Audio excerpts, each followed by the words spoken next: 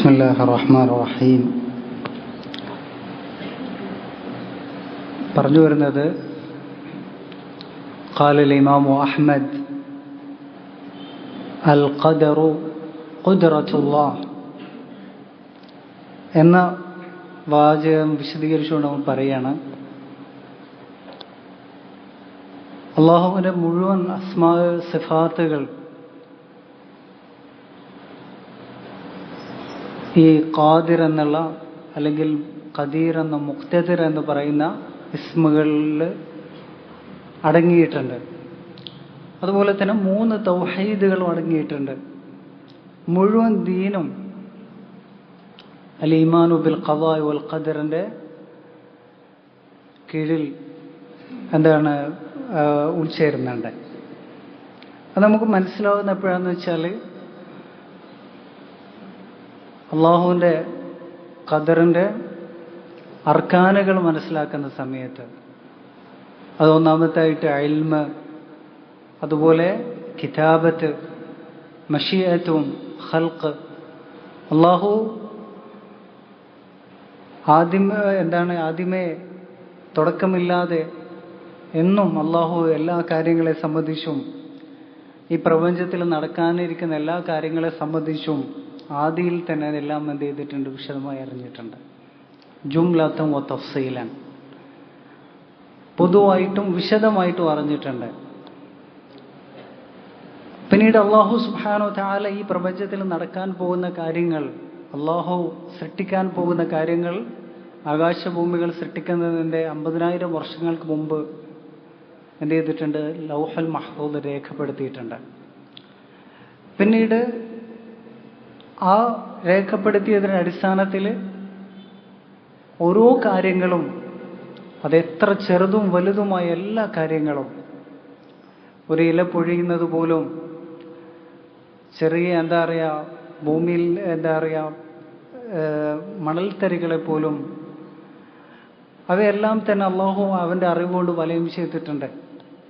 അങ്ങനെ ഭൂമിയിലെല്ലാ കാര്യങ്ങളും സംഭവിക്കുന്ന എല്ലാ കാര്യങ്ങളും, ജനങ്ങളിൽ ചില ആളുകൾക്ക് അവർ ഇജ്ജത്ത് നേടുന്നവർ, അതുപോലെ തന്നെ സില്ലത്ത് ഉണ്ടാകുന്നവർ, ആധിപത്യം നേടുന്നവർ, നഷ്ടപ്പെടുന്നവർ, അതുപോലെ തന്നെ അള്ളാഹു സുബ്ഹാനഹു വ തആല ധനം നൽകാത്തവർ, ഹിദായത്തിലാക്കിയവർ, ഹിദായത്തിൽ നിന്ന് ബലാലത്തിലാക്കിയവർ, ഈ തരത്തിൽ എല്ലാ കാര്യങ്ങളും അള്ളാഹുവിൻ്റെ ഖദറിൻ്റെ അടിസ്ഥാനത്തിൽ സംസാരിക്കുന്നത്.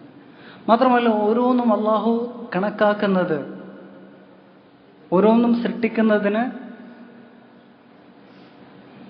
എണ്ണമറ്റ ഹിക്മത്തുകളുണ്ട്, ലക്ഷ്യങ്ങളുണ്ട്, യുക്തികളുണ്ട്.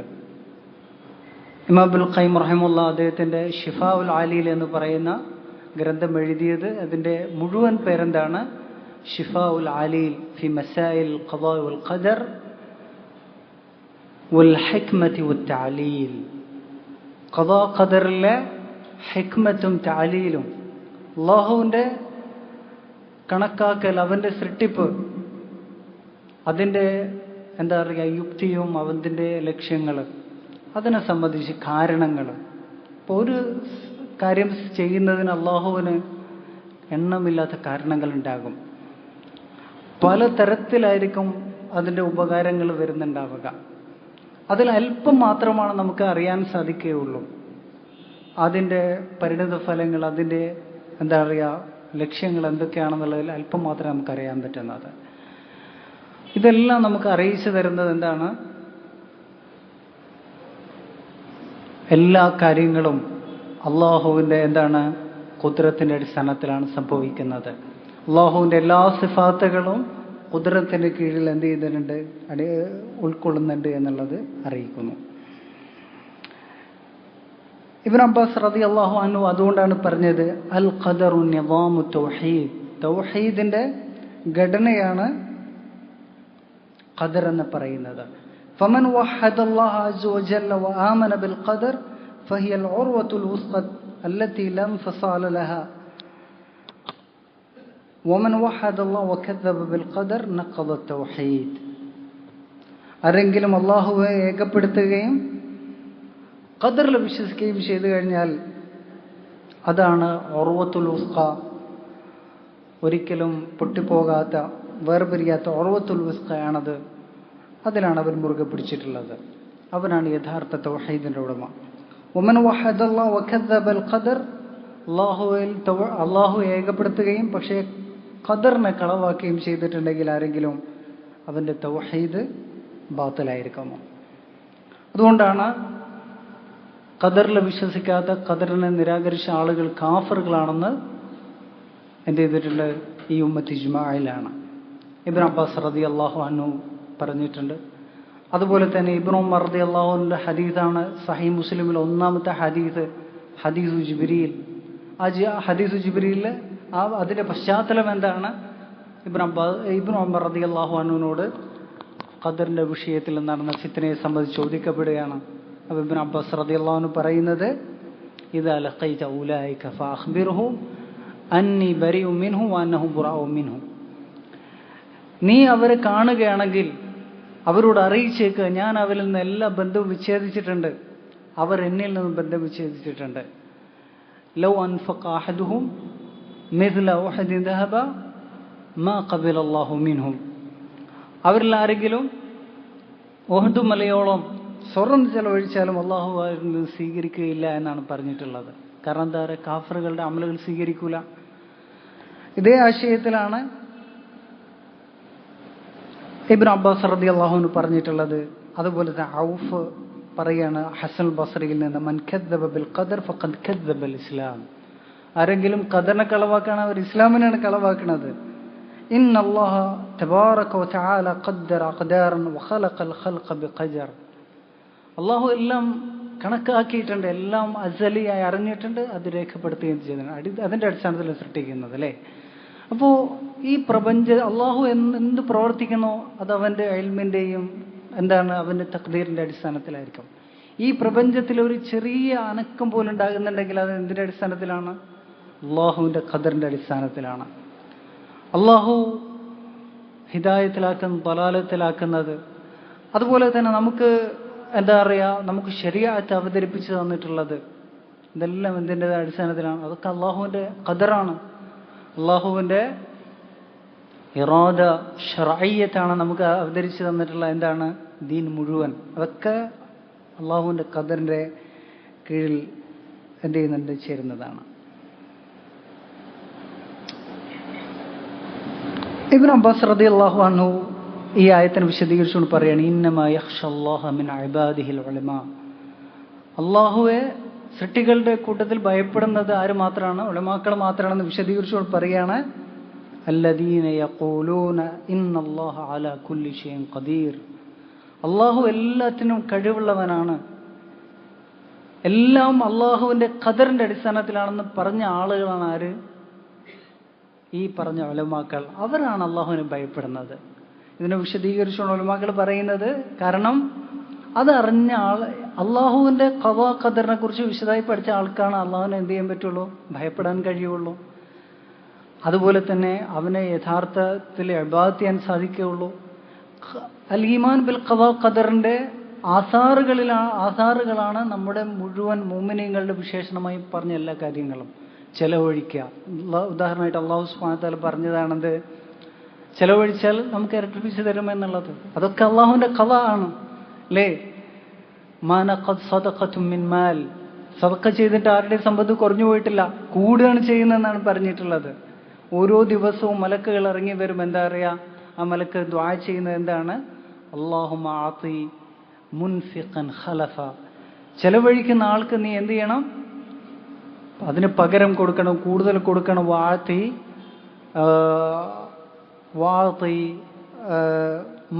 മുംസിക്കൻ തലഫ. പിടിച്ചു വെക്കുന്ന ആള്, കൊടുക്കാത്ത ആൾക്ക് നീ എന്ത് ചെയ്യണം? നാശം കൊടുക്കണം എന്നാണ് പറയുന്നത്. അപ്പോ എല്ലാം അള്ളാഹുവിന്റെ ഖദാഇന്റെ അടിസ്ഥാനത്തിലാണ്. അപ്പോ ഇബ്നുൽ ഖയ്യിം റഹിമഹുല്ലാഹ് ഇതിനെ വിശദീകരിച്ചുകൊണ്ട് പറയാണ്, ഹാദാ മിൻ ഫിഖ്ഹി ഇബ്നു അബ്ബാസ് റളിയല്ലാഹു അൻഹു. ഇബ്നു അബ്ബാസിന്റെ അഗാധമായ പാണ്ഡിത്യത്തെയാണ് ഇത് അറിയിക്കുന്നത്. എന്ത്? അള്ളാഹുവിനെ ഭയപ്പെടുന്ന ഉലമാക്കൾ എന്ന് പറയുന്നത് അള്ളാഹുവിന്റെ ഖദാ ഖദർ വിശദമായി മനസ്സിലാക്കിയ ആളുകളാണ്. അല്ലദീന അല്ലദീന യഖൂലൂന ഇന്നല്ലാഹ അലാ കുല്ലി ഷൈഇൻ ഖദീർ. അതിനാണ് അള്ളാഹു സൃഷ്ടിച്ചത്, നമ്മെ മുഴുവൻ സൃഷ്ടിച്ചത്. നേരത്തെ നമ്മൾ പറഞ്ഞതാണ് അല്ലേ? വമഅരിഫതുഹു ബിഹഖായിഖിൽ അസ്മാ വസിഫാത്ത്. ഇബ്നു അബ്ബാസിന്റെ അസ്മാ സിഫാത്തിലുള്ള അതിൻ്റെ വിശദീകരണങ്ങളെ കുറിച്ചുള്ള അഗാധമായ പാണ്ഡിത്യത്തെ അറിയിക്കുന്നത്, വഇൽമഹു ബിത്തഅവീൽ, ഖുർആനിന്റെ തഫ്സീറിനെ കുറിച്ചുള്ള വിശദ അറിവിനാണ് അറിയിക്കുന്നത്. ഫൈൻ അക്സറ അഹ്ലുൽ കലാം ലാ യൂഫൂന ഹാദിഹിൽ ജുംല ഹഖ്ഖഹ. ഈ വാചകത്തെ അതിനെ അഹ്ലുൽ കലാം ഇൽമുൽ കലാമിന്റെ ആളുകളൊന്നും അതിന്റെ യാഥാർത്ഥ്യം മനസ്സിലാക്കിയിട്ടില്ല. ഇതുപോലെ ഇബ്നു അബ്ബാസ് റളിയല്ലാഹു അൻഹു ഇന്നമാ യഖ്ഷല്ലാഹ മിൻ ഇബാദിഹിൽ ഉലമാ എന്ന ആയത്തിനെ വിശദീകരിച്ചതും, അതുപോലെ ഇമാം അഹ്മദ് പറഞ്ഞത് അൽ ഖദറു ഖുദ്റത്തുല്ലാഹ്. ഞാൻ പറഞ്ഞു നേരത്തെ ഇബ്നു അഖീൽ റഹിമഹുല്ലാഹ് ഇമാം അഹ്മദിനെ ധാരാളമായി പുകഴ്ത്തിയിട്ടുണ്ട് ആ വാചകം പറഞ്ഞതിനെ കുറിച്ച്. അതുപോലെ ഇബ്നുൽ ഖയ്യിം നൂനിയയിൽ പുകഴ്ത്തിയിട്ടുണ്ട്. അപ്പോൾ ഇതിനെക്കുറിച്ച് ഇനിയും ഇബ്നുൽ ഖയ്യിം ശിഫാഉൽ ആലിൽ വിശദീകരിക്കുന്നുണ്ട്. എന്താണ് അള്ളാഹുവിൻ്റെ ഖദാ ഖദർ എന്നുള്ളത്?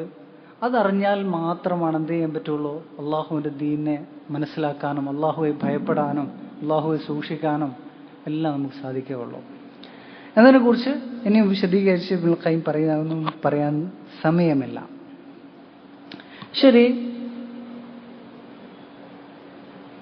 ഇനി ഈമാൻ, ഖദാ ഖദറിലെ ഈമാന് അത് നിർബന്ധമാണെന്നുള്ളതിൽ, അത് ഈ ഇസ്ലാമിൻ്റെ ഈമാൻ കാര്യങ്ങളിൽ ഒന്നാണെന്നുള്ളത് നമ്മൾ പഠിച്ചതാണ്. അത് കളവാക്കിയ ആള് കാഫറാണ്. അതിനെക്കുറിച്ച് വന്ന ആയത്തുകൾ ഹദീസുകൾ നമ്മൾ മനസ്സിലാക്കി. ഇവിടെ നമ്മളിപ്പോൾ ഒരു തരീഫത്തുണ്ട്. ഇമാം ഇബ്നു കസീർ റഹിമഹുല്ലാഹ് ബിദായ വന്നിഹായയിൽ ഇബ്നു തൈമിയുടെ തർജുമ പറയുന്നിടത്ത് പറയാണ്, ഇബ്നു തൈമിയ മരിച്ചത് എപ്പോഴാണ്? ഇന്നൽ മുത്തഖീന ഫീ ജന്നാത്തിൻ വഅയൂൻ ഫീ മഖഅദി സദ്ഖിൻ ഇൻദ മലീകിൻ. ഇന്നൽ മുത്തഖീന ഫീ ജന്നാത്തിൻ വനഹർ ഇൻദ മലീകിൻ മുഖ്തദർ ഫീ മഖഅദി സദ്ഖിൻ ഇൻദ മലീകിൻ മുഖ്തദർ എന്നുള്ള ആയത്ത് പാരായണം ചെയ്ത് അതിൻ്റെ വിശദീകരണം പറഞ്ഞതിന് ശേഷമാണ് ഇബ്നു തൈമിയ മരിച്ചിട്ടുള്ളത്. അതിനെക്കുറിച്ച് ഇബ്നു കസീർ റഹിമഹുല്ലാഹ് പറയണത്, അദ്ദേഹത്തിന്റെ സഹോദരൻ അബ്ദുറഹ്മാന്റെ കൂടെ ജയിലിൽ വെച്ച് ഫി ഖൽഅത്തി ദിമഷ്ക്, ഡമസ്കസിലെ ജയിലിൽ വെച്ചിട്ട് 80 തവണ ഖുർആൻ എന്ത് ചെയ്തു? ഖത്മത്ത് ചെയ്തു. 80 തവണ ഖുർആൻ മുഴുവൻ പാരായണം ചെയ്യുകയും അതിൻ്റെ ഓരോ ആയത്തുകൾ തഫ്സീറുകൾ ചെയ്തു. അങ്ങനെ 80 പ്രാവശ്യം. 81ാമത്തെ പ്രാവശ്യം പാരായണം ചെയ്ത് എവിടെ എത്തി? ഈ ആയത്ത് എത്തിയപ്പോഴാണ് എന്ത് ചെയ്തത്? ഫാദത്ത് റൂഹുഹു. ഇബ്നു തൈമിയയുടെ എന്താണ്? റൂഹ് പിടിക്കപ്പെട്ടതെന്നാണ് പറയുന്നത്.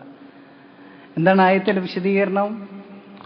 മുത്തഖീങ്ങള് ജന്നാത്തിലും അതുപോലെ അരുവികളിലുമായിരിക്കും ഉണ്ടാവുക.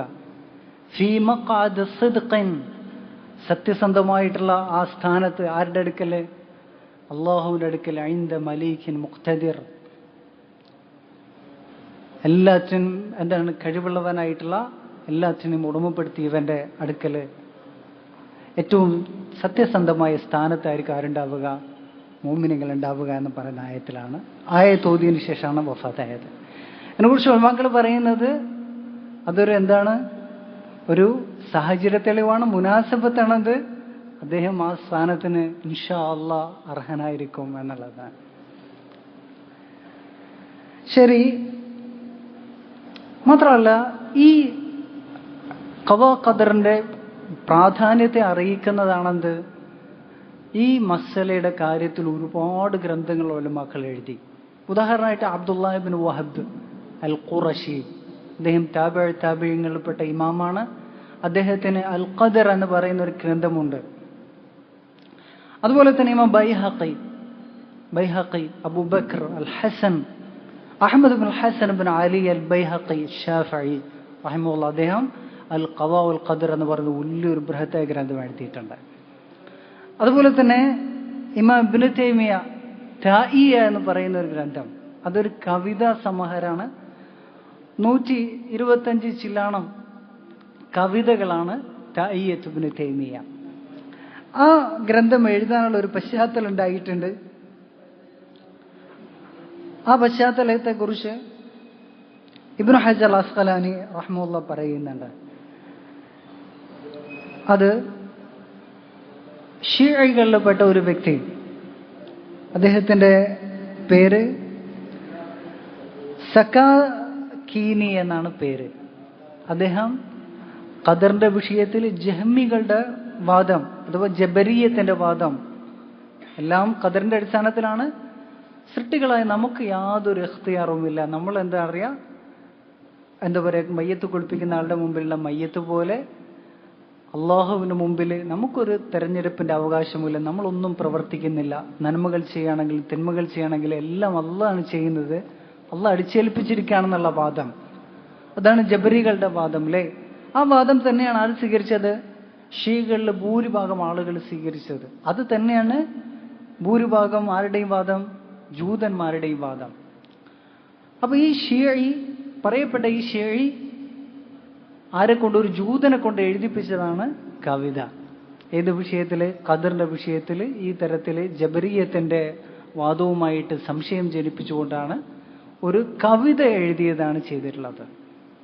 ഈ കവിത ജനങ്ങൾക്കിടയിൽ അങ്ങേയറ്റം സംശയങ്ങൾ ജനിപ്പിച്ചു, അങ്ങേയറ്റം പ്രചാരങ്ങളുണ്ടായി. കാരണം കവിതയിലൂടെ ചോദ്യങ്ങൾ ചോദിക്കുകയും അതുപോലെ എതിരിടുകയും ചെയ്യുന്നുള്ളത് ഒരു ഒരു വിചിത്രമായ ഒരു കാര്യമാണ്. ഇമാം ഇബ്നു തൈമിയ ഒരു കവിയല്ല. ഇബ്നുൽ ഖയ്യിം റഹിമഹുല്ലാഹ് വലിയ കവിയാണ്. കവികളുടെ കൂട്ടത്തിൽ ആരെ പോലെയാണ്? ഇമാം ഷാഫിയെ പോലെയാണ് ആര്? ഇബ്നുൽ ഖയ്യിം. പക്ഷേ ഇബ്നു തൈമിയ കവിത അറിഞ്ഞൂടാ. പക്ഷെ അദ്ദേഹം കവിത എഴുതാൻ ഉദ്ദേശിച്ചു കഴിഞ്ഞാൽ നിർബന്ധ സാഹചര്യം വന്നാൽ കവിത എഴുതും. ചിലപ്പോൾ ഒരൊറ്റ ഇരുത്തത്തിൽ കവിത എഴുതും. ഒരു 100-200 വരെയുള്ള കവിത എഴുതും. അത് അദ്ദേഹത്തിന്റെ കറാമത്തായിട്ടാണ് ഉലമാക്കൾ പറഞ്ഞിട്ടുള്ളത്. കാരണം എല്ലാവർക്കും കവിത എഴുതാൻ കഴിയൂല. നമ്മുടെ റസൂലിന് കവിത എഴുതാൻ കഴിയൂല, കവിത പറയാൻ കഴിയൂല. കാരണം കവിത എന്ന് പറയുന്നത് അതിന് ഒരു പ്രകൃതിപരമായ ഒരു കഴിവാണത്. അത് ഭാഷാപരമായി എത്ര പഠിച്ചാൽ പോലും എന്താ പറയുക, കവിത വരണമെന്നില്ല. 1-2 വരിയൊക്കെ ആർക്കും വരും. 1-2 വരിയൊക്കെ ആർക്കും വരും. റസൂലുള്ളാഹിക്കും വന്നിട്ടുണ്ട്, അന നബിയു ലാ കദിബ് അന ഇബ്നു അബ്ദുൽ മുത്തലിബ്, ഞാൻ നബിയാണ്, കളവല്ല, ഞാൻ ഇബ്നു അബ്ദുൽ മുത്തലിബിന്റെ മകനാണെന്ന് പറഞ്ഞിട്ടുണ്ട്. വളരെ സിമ്പിൾ ആയിട്ടുള്ള ഒരു വചനം. അതല്ലാതെ ഒരു കവിത സമാഹാരം എഴുതാനോ പറയാനോ ആരും സാധ്യമല്ല, റസൂലുള്ളാഹിക്ക് സാധ്യമല്ല. വമാ അല്ലംനാഹു ശഅറ, കവിത നാം പഠിപ്പിച്ചു കൊടുത്തല്ല. അപ്പോൾ അപൂർവം ചില ആളുകൾക്കുള്ള ഒരു പ്രവൃത്തിയുള്ള ഒരു കഴിവാണത്. ഇബ്നു തൈമിയ കഴിവില്ല, പക്ഷേ ദറൂറത്ത് വേണാൽ കവിത വരും അവിടെ. അതേ ആ സാഹചര്യമാണ് ഇവിടെ വന്നത്. കവിതയിലൂടെ ഇബ്നു തൈമിയ കവിത അറിഞ്ഞോടല്ല, അപ്പൊ ഇബ്നു തൈമിയ ഒന്ന് ഇടങ്ങാറാക്കാന്ന് വിചാരിച്ചിട്ടാണ് എന്ത് ചെയ്തത്, കവിതയിലൂടെ ഈ ഒരു ഇഷ്കാൽ ഉന്നയിച്ചിട്ടുള്ളത്. ഇമാം ഹാഫിദ് ഇബ്നു ഹജർ അസ്ഖലാനി പറയാണ്, ഇതൊക്കെ നമ്മൾ സൂക്ഷിച്ച് കേൾക്കേണ്ടതാണ്. ഇബ്നു തൈമിയ എത്രയാണ് പുകഴ്ത്തുന്നതെന്നുള്ളത്. ആരാണ്? ഇബ്നു ഹജർ അസ്ഖലാനി. ഫി തർജുമത്തി ശൈഖ് അൽ ഇസ്ലാം ഇബ്നു തൈമിയ കാന മിൻ അദ്കിയാഇൽ ആലം, ലോക ചരിത്രത്തിൽ അപൂർവമായി പറയപ്പെട്ടിട്ടുള്ള ബുദ്ധിമാന്മാരിൽ ഞാൻ നേരത്തെ പറഞ്ഞതാണ് ജുവൈനി, അതിൽപ്പെട്ടതാണ് ആര്? ഇബ്നു തൈമിയ. അവർ ബുദ്ധി കൊണ്ടുള്ള ദൃഷ്ടാന്തങ്ങൾ എന്ത് ചെയ്യും, കാണിക്കും. അവര് മാജിക്കുകൾ കാണിക്കും. ഇങ്ങനെ ഉദാഹരണമായിട്ട് അതിൽപ്പെട്ടതാണ് അബൂബക്കർ അൽ ബാഖല്ലാനി. ഞാൻ മുമ്പ് പറഞ്ഞതാണ്, അദ്ദേഹം ഷാമിലേക്ക് പോയി അവിടെയുള്ള ക്രിസ്ത്യാനികളുമായിട്ട് സംവദിക്കാൻ വേണ്ടിയാണ് പോയിട്ടുള്ളത്. ഈ മുൻകഴിഞ്ഞ രാജാക്കന്മാരുടെ കൊട്ടാരങ്ങളിലൊക്കെ രാജാവിന് അവരുടെ ദർബാറിലേക്ക് വരുന്ന ആ കവാടം മുഴുവൻ എന്തായിരിക്കും, ഒരാളുടെ ഹൈറ്റ് തികയൂല, ഏകദേശം ഇത്ര ഹൈറ്റേ ഉണ്ടാവുള്ളൂ. കുനിഞ്ഞാണ് എന്ത് ചെയ്യുക, ആളുകൾ ആ ദർബാറിലേക്ക് കടന്നു വരിക. എന്തിനാണ്? ആ രാജാവിന്റെ മുമ്പിൽ താദീമോടുകൂടി റുക്കൂ ചെയ്തുകൊണ്ട് കുനിഞ്ഞുകൊണ്ട് വിധേയത്വത്തോടുകൂടി കടന്നു വരാൻ വേണ്ടിയാണ്. ഇപ്പൊ ഈജിപ്തിലുള്ള ഫറാഇനത്തിന്റെ കൊട്ടാരങ്ങൾ നോക്കിയാൽ കാണാൻ കഴിയും. അവിടെയൊക്കെ ആ ദർബാറിലേക്ക് കടന്നു വരുന്ന സ്ഥലത്തിലേക്കും 1 മീറ്ററൊക്കെയാണ് എന്തുണ്ടാവുള്ളൂ, അതിന് പൊക്കം ഉണ്ടാവുള്ളൂ. അങ്ങനെ ഷാമിലേക്ക് അബൂബക്കർ അൽ ബാഖല്ലാനി റഹിമഹുല്ലാഹ് ക്രിസ്ത്യാനികളുടെ സംവാദത്തിന് പോവുകയാണ്. അങ്ങനെ രാജാവിന്റെ ദർബാറിലേക്ക് പോകുന്ന സമയത്ത് നേരെ ഹൈറ്റ് കുറവാണ്, കുനിഞ്ഞു പോകണം. രാജാവിന്റെ മുമ്പില് റുക്കൂയിലാണ് ചെന്നെത്തുന്നത്. അദ്ദേഹം നേരെ എന്ത് പണിയെടുത്ത് നേരെ തിരിഞ്ഞങ്ങ് പോയി. അങ്ങനെ ബാക്ക് സൈഡാണ് എന്ത് ചെയ്യുന്നത്, ആദ്യമായിട്ട് അത് കാണുന്നത്, രാജാവ് കാണുന്നത്. അതേപോലെ തന്നെ അവിടെ പിന്നെ ചോദിക്കുകയാണെന്ത്, രാജാവ് ഒരു ആയിഷ റളിയല്ലാഹു അൻഹയെ കളിയാക്കിക്കൊണ്ട് അവരെ സംബന്ധിച്ച് വ്യഭിചാരം ആരോപിക്കപ്പെട്ടതിനെ കുറിച്ച് പറഞ്ഞ സമയത്ത് അബൂബക്കർ ബാഖലാനി പറഞ്ഞു, അവർ 2 സ്ത്രീകളാണ്. 2 സ്ത്രീകളെ കുറിച്ച് വ്യഭിചാരം ആരോപിക്കപ്പെട്ടിട്ടുണ്ട്. ഒന്ന് ഉമ്മു ഈസ. അവരിൽ ഒരാള് ഭർത്താവില്ല, കുട്ടിയുണ്ട്. രണ്ടാമത്തെ ആളോ ഭർത്താവുണ്ട്, കുട്ടിയില്ല. ഇതിൽ ആർക്കാണ് കൂടുതൽ വ്യഭിചാരം ഫിറ്റാവണമെന്നാണ് ചോദിച്ചിട്ടുള്ളത്. ആ വ്യഭിചാരം ആരോപണം ശരിയാക്കണമെങ്കിൽ കൂടുതൽ യോജിക്കേണ്ടത് ആരുടെ കാര്യത്തിലാണ്? നിങ്ങൾ പറ. മറിയമ്മിന്റെ കാര്യത്തിലാണ്. കാരണം ഭർത്താവില്ല, കുട്ടി ഉണ്ടായിട്ടുണ്ട്. ഭർത്താവില്ലാതെ കുട്ടി ഉണ്ടാക്കണമെങ്കിൽ സാധാരണഗതിയിൽ എന്താണ് ഉണ്ടാവുന്നത്? വ്യഭിചാരത്തിലൂടെ ഉണ്ടാവുക. എന്നാൽ ഇവിടെയോ സയ്യിദത്തുന ആയിഷ റളിയല്ലാഹു അൻഹ ഭർത്താവുണ്ട്, കുട്ടിയും ഉണ്ടായിട്ടില്ല.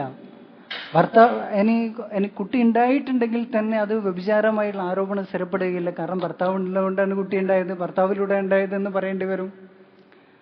അപ്പോ ഈ ഒരു ആരോപണം കൂടുതൽ യോജിക്കുന്നത് അതിന് ശരിയാകുകയാണെങ്കിൽ ആരുടെ കാര്യത്തിലാണ്? മറിയമിന്റെ കാര്യത്തിലാണ്. നമ്മൾ രണ്ടും അംഗീകരിക്കുന്നില്ല.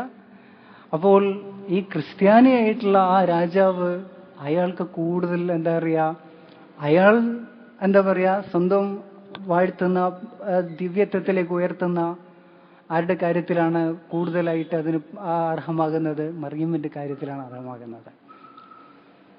ഇതേപോലെ ഒരുപാട് സംഭവങ്ങൾ അബൂബക്കർ ബാഖലാനിയുടെ കാലത്ത്, ഇമാം അബൂ ഹനീഫ ആ തരത്തിലാണ്. ബുദ്ധിയുടെ രാക്ഷസന്മാരാണ്. അവരുടെ മുമ്പിൽ ഒരാൾക്കും ബുദ്ധിപരമായി സംവാദിച്ച് പിടിച്ചു നിൽക്കാൻ കഴിയില്ല. യുക്തിവാദികൾക്കാകട്ടെ, ഇമാം അബൂ ഹനീഫയുടെ യുക്തിവാദികൾ സംവാദം ചെയ്തിട്ടുണ്ട്. അതുപോലെ തന്നെ ഖവാരിജികൾ ചെയ്തിട്ടുണ്ട്. അതുപോലെ തന്നെ എല്ലാ കക്ഷികളും ചെയ്തിട്ടുണ്ട്. ആർക്കും അദ്ദേഹത്തിന് മുമ്പിൽ എന്ത് ചെയ്തിട്ടില്ല, സാധിച്ചിട്ടില്ല. അപ്പോ പറഞ്ഞു വരുന്നത് കാന മിൻ അദ്കിയാൽ ആലം ഇബ്നു തൈമിയ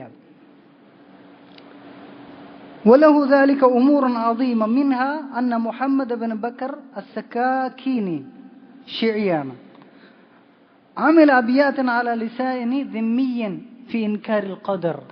ഒരു ജൂതന്റെ സഹായത്തോടുകൂടി എന്ത് ചെയ്യാണ്? ഖദറിന്റെ വിഷയം സംശയം ജനിച്ച് കവിതകൾ എഴുതി. وأولها فذكر البيتين.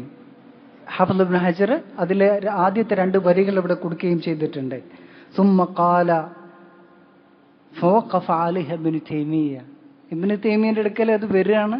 ഇബ്നു തൈമിയ എന്ത് ചെയ്യാണ്? നിലത്തിങ്ങനെ ഇരിക്കുന്ന സമയത്താണ് ആ കവിത ഇബ്നു തൈമിയുടെ അടുത്ത് വരുന്നത്. فثنى إحدى رجليه على الآخر. ഒരു കാല് മറ്റൊരു കാലിലേക്ക് എടുത്തു വെച്ചിട്ട് ആ ഇരുന്ന ഇരുത്തില് وأجاب في مجلسي قبل أن يقوم. എഴുന്നേൽക്കുന്നതിന് മുമ്പ് ആ ഇരുന്ന ഇരുപ്പില് 129 ബൈത്തൻ 129 വരികളുടെ മറുപടി ഞാൻ കൊടുത്തു. നിങ്ങൾ ആലോചിച്ച് നോക്കിയേ, ആ ഇരുന്ന ഇരുപ്പില് കവിത പറഞ്ഞ് ശീലമില്ലാത്ത ആ ഇബ്നു തൈമിയ ആ ഇരുന്ന ഇരുപ്പില് എഴുന്നേൽക്കുന്നതിന് മുമ്പായിട്ട് എന്ത് ചെയ്തു? മറുപടി എഴുതി ഞാൻ കൊടുത്തു. ആ മറുപടി എന്ന് പറയുന്നത് ഇന്ന് വരെ ഖദറിലുള്ള എല്ലാ പഴച്ച കൃഷികൾക്കുള്ള ഏറ്റവും നല്ല മറുപടിയാകുന്ന ഗ്രന്ഥമാണത്. എല്ലാ ഉലമാക്കളും ഇബ്നു തൈമിയക്ക് ഏറ്റവും എതിരായിട്ടുള്ള ആളുകളാണ് സുബ്കിയും അവരൊക്കെ. ഇബ്നു തൈമിയയെ ഈ വിഷയത്തിലൊക്കെ എത്രയാണ് വാനോളമാണ് അവർ പുകഴ്ത്തിയിട്ടുള്ളത്. ഏത് കാര്യത്തിൽ? ഇബ്നു തൈമിയ എഴുതിയിട്ടുള്ള തായിയുടെ കാര്യത്തിൽ. അതോടുകൂടി ആ ഫിത്ന അവിടെ എന്ത് ചെയ്യാണ്? ആ ഫിത്ന അവിടെ കെടുത്തപ്പെടുകയാണ് ചെയ്തിട്ടുള്ളത്. അതുപോലെ തന്നെ ഷിഫാഉൽ ആലി നമ്മൾ പറഞ്ഞു, ഈ വിഷയത്തിൽ ഒരു മൗസൂഅയാണ് ആരുടെ ഗ്രന്ഥം? ഇബ്നുൽ ഖയ്യിമിന്റെ ഷിഫാഉൽ ആലിയിൽ എന്ന് പറയുന്ന ഗ്രന്ഥം. അതുപോലെ തന്നെ നമ്മുടെ ഉലമാക്കൾക്ക് പ്രത്യേകമായി ഖദാ ഖദറിന്റെ വിഷയത്തിൽ ഒരുപാട് മസലകളുണ്ട്. അതിൽ ഒരു പ്രത്യേകമായ മസലയിൽ പ്രത്യേകമായ വിശദമായ ഒരു ഗ്രന്ഥം ഉദാഹരണമായിട്ട് ഇമാം ബുഖാരി അദ്ദേഹം എഴുതിയ ഗ്രന്ഥമാണ് ഖൽഖു അഫ്ആലിൽ ഇബാദ്. സൃഷ്ടികളുടെ പ്രവൃത്തികൾ, നമ്മുടെ പ്രവൃത്തികൾ, സൃഷ്ടികളായ നമ്മുടെ പ്രവൃത്തികൾ മുഴുവൻ ആരാണ് സൃഷ്ടിച്ചത്? അള്ളാഹുവാണ് സൃഷ്ടിച്ചത് എന്ന് സ്ഥിരീകരിച്ചുകൊണ്ടുള്ള ഗ്രന്ഥം അദ്ദേഹം ജീവിതത്തിൽ അവസാനമായി എഴുതിയ ഗ്രന്ഥമാണത്. അദ്ദേഹത്തിന്റെ ആ ഗ്രന്ഥം എന്ന് പറയുന്നത് വ്യത്യസ്തമായ ഒരു ശൈലിയിൽ എഴുതിയ ഗ്രന്ഥമാണത്. കാരണം മറ്റു ഗ്രന്ഥങ്ങളൊക്കെ അദ്ദേഹം ഹദീസുകൾ മാത്രം പരിമിതപ്പെടുത്തിയാണെങ്കിൽ ഈ ഗ്രന്ഥത്തിൽ ധാരാളമായ ആയത്തുകളും ധാരാളമായിട്ട് ആസാറുകളും അതുപോലെ തന്നെ ഫുഖാക്കളുടെ ആറാവുകളൊക്കെ ഉൾക്കൊണ്ടിച്ചുകൊണ്ടുള്ള ബൃഹത്തായ ഗ്രന്ഥമാണത്.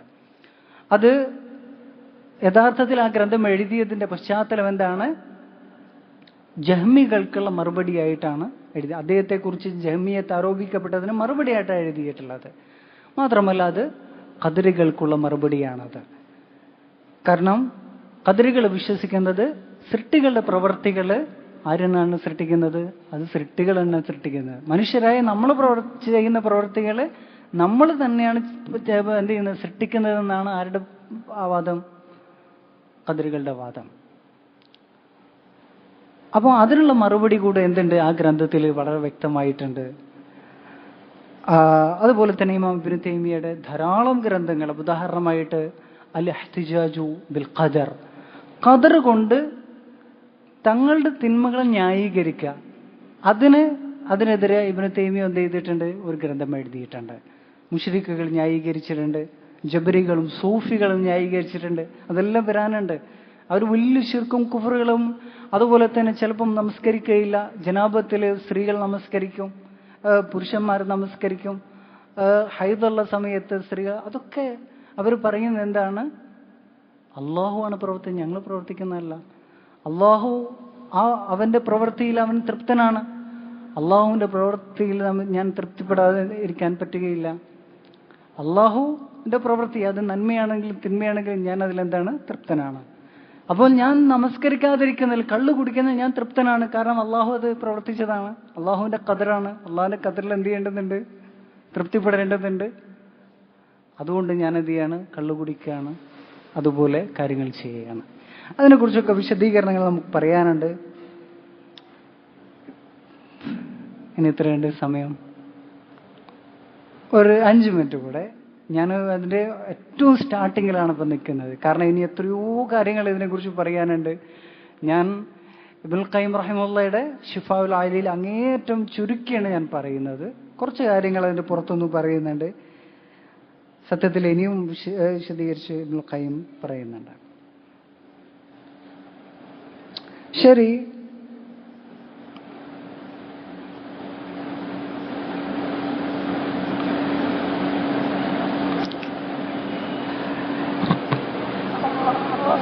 നമുക്കറിയാം ഖദറിന്റെ അർക്കാനുകൾ 4 എണ്ണമാണ്. ഒന്നാമതായിട്ട് അള്ളാഹുവിന്റെ ഇൽമ്, രണ്ടാമതായിട്ട് കിതാബത്തും, മൂന്നാമതായിട്ട് മശീഅത്തും, നാലാമതായിട്ട് ഖൽഖുമാണ്. അള്ളാഹു ഒരു കാര്യം സൃഷ്ടിക്കുന്നത് അതിനെ സംബന്ധിച്ച് വിശദമായിട്ടുള്ള അറിവ് ജുംലതൻ വ തഫ്സീലൻ, മുജ്മലൻ വ ജുസിയൻ. ആർക്കെതിരായിട്ട്? ഫലാസിഫത്തിനെതിരായിട്ട്. അതുപോലെ തന്നെ അള്ളാഹു അറിയുന്നതിലാണ് ആരുടെ വാദം? ഖദരികളുടെ വാദം. അതിനെതിരായിട്ട് അള്ളാഹു എല്ലാം അറിയുന്നുണ്ട്. വഅന്നല്ലാഹ അഹാത ബികുല്ലി ഷൈഇൻ ഇൽമ, ഖദ അഹാത ബികുല്ലി ഷൈഇൻ ഇൽമ. അള്ളാഹു എല്ലാറ്റിനെയും അറിവ് കൊണ്ട് വലയം ചെയ്തിട്ടുണ്ട്. ജുസിയാത്തുകളെ കുറിച്ച് പോലും അള്ളാഹു അറിയുന്നുണ്ട്, അല്ലേ? വമാ തസ്ഖുതു മിൻ വറഖത്തിൻ, ഇല പൊഴിയുന്നത് പോലും അറിയുന്നുണ്ടെന്ന് പറഞ്ഞാൽ അതിലേറെ ജുസിയായിട്ടുള്ള എന്ത് കാര്യമാണുള്ളത്? അപ്പൊ അതാണ് ഒന്നാമത്തെ മർത്തബ എന്ന് പറയുന്നത്, അള്ളാഹുവിന്റെ വിശദമായ അറിവ്, ആദിയിലുള്ള അള്ളാഹുവിന്റെ അറിവ്. പിന്നീട് അത് അള്ളാഹു രേഖപ്പെടുത്തിയില്ലേ? പ്രപഞ്ചത്തിൽ ഭാവിയിൽ നടക്കാനിരിക്കുന്ന കാര്യങ്ങൾ, ആകാശഭൂമികൾ സൃഷ്ടിക്കുന്നതിന്റെ 50,000 വർഷങ്ങൾക്ക് മുമ്പ് എന്ത് ചെയ്തിട്ടുണ്ട്? ലൗഹുൽ മഹ്ഫൂദിൽ അള്ളാഹു രേഖപ്പെടുത്തിയിട്ടുണ്ട്. അതിനെക്കുറിച്ചൊക്കെ ധാരാളം വിശദീകരണങ്ങളുണ്ട്, ധാരാളം ആയത്തുകൾ, ഹദീസുകളുണ്ട്, അല്ലേ?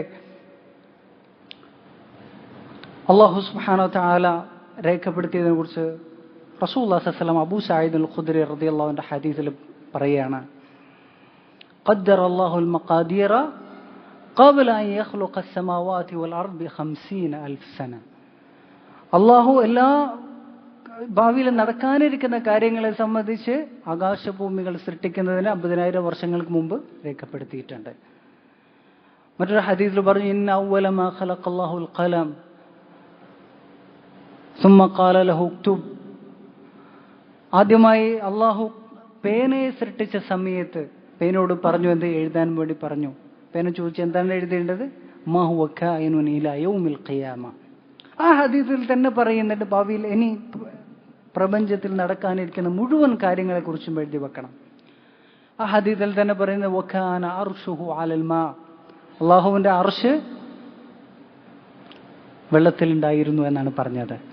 ഈ ആയത്തിനെ ശിഫാഉൽ ആലിയിൽ ഇബ്നുൽ ഖയ്യിം വിശദമായി സംസാരിക്കുന്നുണ്ട്. ആദ്യമായി അള്ളാഹു സൃഷ്ടിച്ചത് എന്തിനാണ്? അർശിനെയാണെന്നാണ് ആ ഹദീസ് തന്നെ അറിയിക്കുന്നത്. എന്നാൽ പേനയാണ് സൃഷ്ടിച്ചതെന്നുള്ള ഒരു അഭിപ്രായമുണ്ട്. സത്യത്തിൽ ആ ഹദീസ് എന്താണ് അറിയിക്കുന്നത്? പേനയെ അള്ളാഹു ആദ്യമായി സൃഷ്ടിച്ചപ്പോൾ എന്നാണ് അറിയിക്കുന്നത്. അതല്ലാതെ ആദ്യമായി പേനയെ അള്ളാഹു സൃഷ്ടിച്ചു എന്നല്ല ആ ഹദീസ് എന്ത് ചെയ്യുന്നത്, അർത്ഥമാക്കുന്നത്. അള്ളാഹു സുബ്ഹാനഹു വ തആല മറ്റൊരായത്തിൽ പറഞ്ഞു, വഹുവല്ലദീ ഖലഖസ് സമാവാതി വൽ അർദ ഫീ സിത്തത്തി അയ്യാം. ആകാശങ്ങളെയും ഭൂമിയെയും 6 ദിവസങ്ങളിൽ അള്ളാഹു സൃഷ്ടിച്ചു. വകാന അർശുഹു അലൽ മാ. ആ സമയത്ത് അർശ് വെള്ളത്തിൽ ഉണ്ടായിരുന്നു. ലിയബ്ലുവക്കും അയ്യുക്കും അഹ്സനു അമല. നിങ്ങൾ ഏറ്റവും ഉത്തമമായി പ്രവർത്തിക്കുന്ന ആരാണെന്ന് പരീക്ഷിക്കാൻ വേണ്ടിയിട്ട്. ഈ ആയത്തിനെ വിശദീകരിച്ചുകൊണ്ട് ഖതാദ റഹ്മത്തുള്ളാഹി പറഞ്ഞത്, ഈ ആയത്തിൽ എന്ത് തെളിവുണ്ട്? ആദ്യമായി സൃഷ്ടിക്കപ്പെട്ടത് അർശാണ് എന്നുള്ളതിന് തെളിവുണ്ട്. അത് വിശദമായി വന്നിട്ടുണ്ട്. അടുത്തതാണ് അള്ളാഹുവിന്റെ ഖദർ എന്ന് പറയുന്നത് ഒരുപാട് ഘട്ടമായി നടന്നിട്ടുണ്ട് അല്ലേ. ഒന്നാമതായിട്ട് ലൗഹുൽ മഹ്ഫൂദിൽ അള്ളാഹു എന്ത് ചെയ്തത്? രേഖപ്പെടുത്തിയത്. പിന്നീട് നമ്മെ സൃഷ്ടിക്കുന്നതിന് മുമ്പായിട്ട് ആദം അലൈഹിസ്സലാത്തു വസ്സലാമയുടെ വഹറിൽ നിന്ന് നമ്മെ എന്ത് ചെയ്തത്? ഹശ്ർ ചെയ്യുകയും നമ്മൾ എന്താ പറയുക, നമ്മുടെ മുഴുവൻ കാര്യങ്ങളും രേഖപ്പെടുത്തുകയും ചെയ്തിട്ടുണ്ട്. അതിനെക്കുറിച്ച് ഇനിയും വിശദമായി വന്നിട്ടുണ്ട്. എൻ്റെ അഭിപ്രായത്തിൽ നമ്മൾ അടുത്ത ക്ലാസ് ഇത് ബാക്കിയാക്കിയാലോ എന്നാല് ഇൻഷാ അല്ലാഹ്.